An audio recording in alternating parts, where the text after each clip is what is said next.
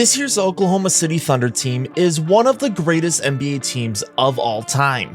The best margin of victory ever, the second best net rating ever, 6th in win percentage, just 5 games shy of the 73-win Warriors, most of that without Chet Holmgren.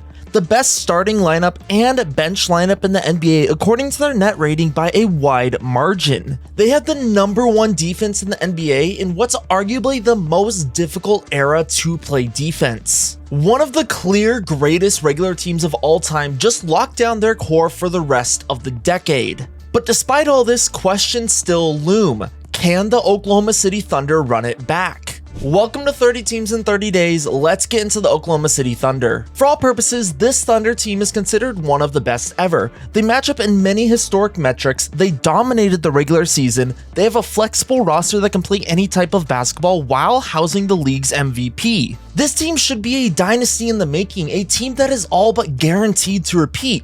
But people aren't looking at the Thunder like that. Why is it? One of the biggest reasons why the Thunder aren't really seen as repeating is the rule of parity. Since the 1970s, the NBA has not seen this level of parity basically ever. Only 4 teams since the turn of the millennium have gone back-to-back to win NBA championships, and the last time we saw that was Golden State all the way back in 2018. Can't believe I just said all the way back in 2018. For so many different reasons, that being an elevated competition, injuries, contract issues, especially with the introduction of the first and the second apron, it is incredibly difficult for teams to stay together and for dynasties to become a thing. For the competition of the sport, that is a great thing, and for diehard fans like us, we love that. But that makes it hard for these multi-year championship runs to form, and it makes it hard for teams to stick together. And then the other reason is not just the team sticking together, but who they are going up against. Despite being one of the greatest regular season teams of all time, the Denver Nuggets and the Indiana Pacers pushed the Thunder to 7 games. The Nuggets did this while barely even having a bench, and the Pacers got to 7 games in the finals, a series where they arguably would have won without a Halliburton injury. I personally don't sit on this boat, but I can understand why people see it that way. And this offseason, even though the Pacers and Celtics won't be competing, the Nuggets starters and bench arguably got better,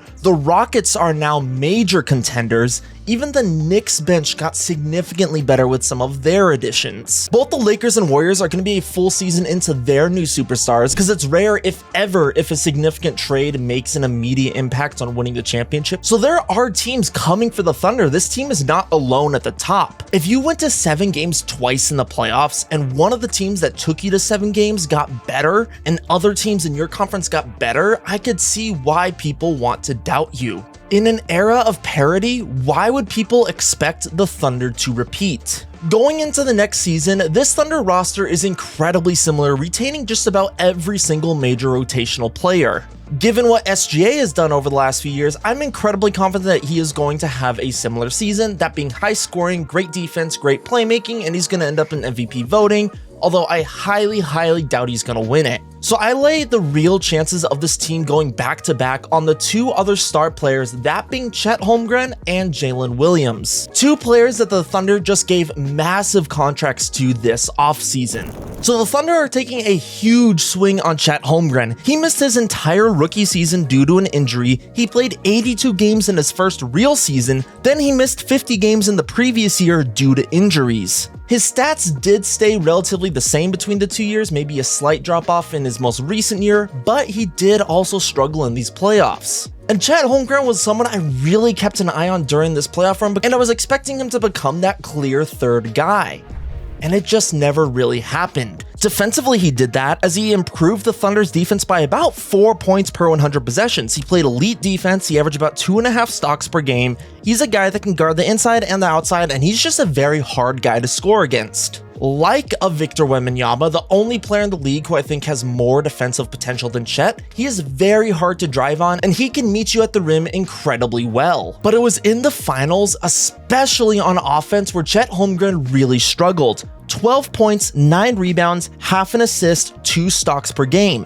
On the surface, that doesn't sound too bad, but when you look at his regular season stats, and then you also have to factor in he shot 39% from the field and 16% from 3. In the finals, Chet Holmgren went 3 of 19 from 3 while shooting 29% for the entirety of the playoffs. That's actually back-to-back years of him shooting below 30% in the playoffs. This was a major drop-off from the regular season, and his lack of shooting hurt the Thunder in a very tight series. Statistically, Isaiah Hartenstein was not better in both his regular and advanced stats, but the eye test tells me that Hartenstein was incredibly effective in his minutes. And even though I think the Pacers did a good job slowing down Hartenstein, he generally does a good job keeping them afloat. I mean, after all, they won the majority of their games without Chet Holmgren, and that was because of the play of iHart for a fraction of the cost. So the Thunder are taking a risk on a tall, possibly injury-prone big man who has struggled in the end of the season. A decision like this can confirm or end a dynasty because it can tie them up for the future.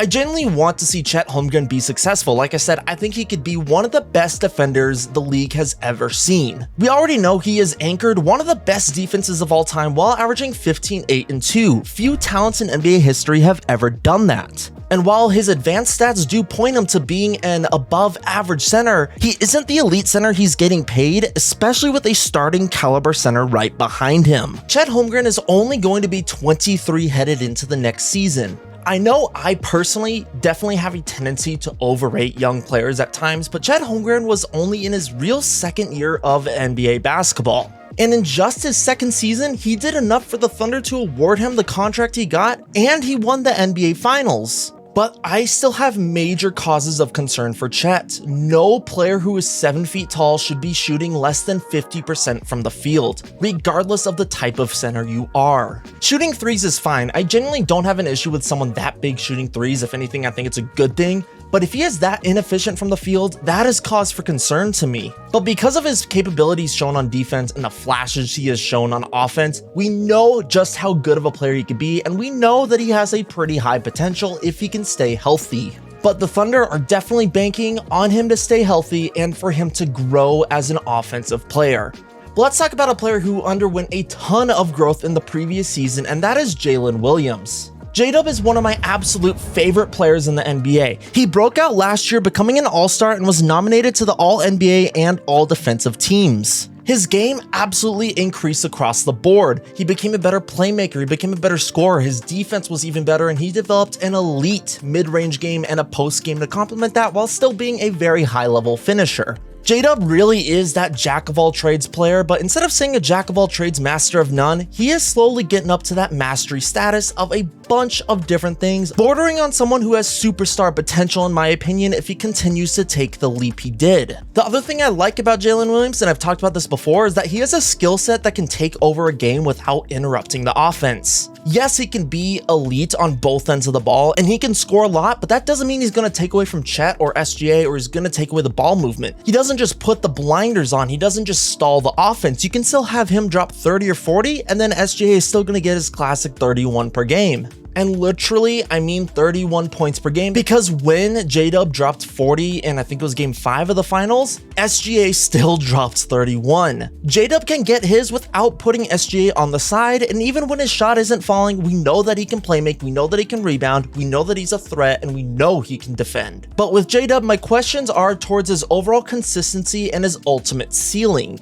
We know that he can be the number 2 on a championship team, but can he do that for a dynasty? Personally, I think so. J-Dub is a guy that I would put all my stock in the next few upcoming seasons to really make that leap of going to the next level. He's only going to be 25 next year, and if he continues the growth like he did at this season, I think we could see him around 23 to 24 points per game with about 6 rebounds, 6 assists, hopefully on improved efficiency. I think that's relatively reasonable, but it doesn't matter if he's not consistent for the playoffs, because that was definitely a little bit of an issue for Jalen Williams. While he overall did have a good playoff run, and I can confidently say that he raised his game and showed off in front of basically the entire country, he did struggle in the Thunder's 2 most difficult series, the one against the Nuggets and the finals against the Pacers. In the first round, he was scoring 23 points per game against the Grizzlies, but that 23 points dropped to 17 points per game versus the Nuggets, and he went 38% from the field in that 7-game series. In the 7 games against the Pacers, he played incredibly well, averaging about 23, 5, and 4, but he shot 43% from the field and 27% from 3. J-Dub played well, no doubt about that, but when we are talking about a max contract player who can make or break a dynasty, measuring and determining growth from wins is just as important as from losses. J-Dub grew as a player, he showed potential, and he absolutely broke out this year, but to be a beacon in the NBA, he needs to continue his jump. His scoring went up, but his field goal percentage dropped from 54 to 48% in the regular season. His threes went from 43 to 37% this season. Now, of course, creating your own shot is going to do that, but if he can't create his own shot at that efficient of a rate, then he can't be that good enough of a player, and I would argue that you can't be a consistent number 2 for a dynasty, for a team that wants to repeat if you're shooting that inefficiently. And I don't doubt in J-Dub's shooting ability at all. I think before last year, he shot around 43% from 3, and this year he shot around 40% on catch and shoot shots. So it's just a matter if he can create his own shot or if he can continue just to be efficient off the catch. The Oklahoma City Thunder are an incredibly deep team with the best front office in basketball. I have no doubt that Mark Dagnall is going to continue to be one of the best coaches in the league. I have no doubt that the Thunder are going to get good signings in free agency, maybe guys cheaper than they are, and definitely get some good draft picks with the abundance of draft picks they have. Of course, the salary cap is going to become an issue, but it's only an issue if this big 3 doesn't live up to it, but that is my worry. SGA, no doubts. J-Dub, I'm very confident on, but I have a few questions, and then Chet Holmgren, definitely I'm looking at that deal and I'm a little nervous about it. The Oklahoma City just went all in on a championship core where only 1/3 of that core has reached their ceiling. J-Dub is an elite number 2. He is the best Robin in the league. Someone who impacts the game without the ball, but can he be good enough as a top player? Can you ask him to carry a team for a long stretch when Shai is out? That is the real question, and that is what you're paying for. Chet Holmgren has incredible potential. He can be the Rudy Gobert of this generation. He can lead a defense and single-handedly impact a defense while being a promising offensive player, but he has to maintain that offense and he has to stay healthy. The Thunder bought their core and they just went all in on it. They are gambling and we are going to see the first results of that in this upcoming season. This has been 30 Teams in 30 Days about the Thunder. If you liked the video, you know what to do, and I will catch you all next time.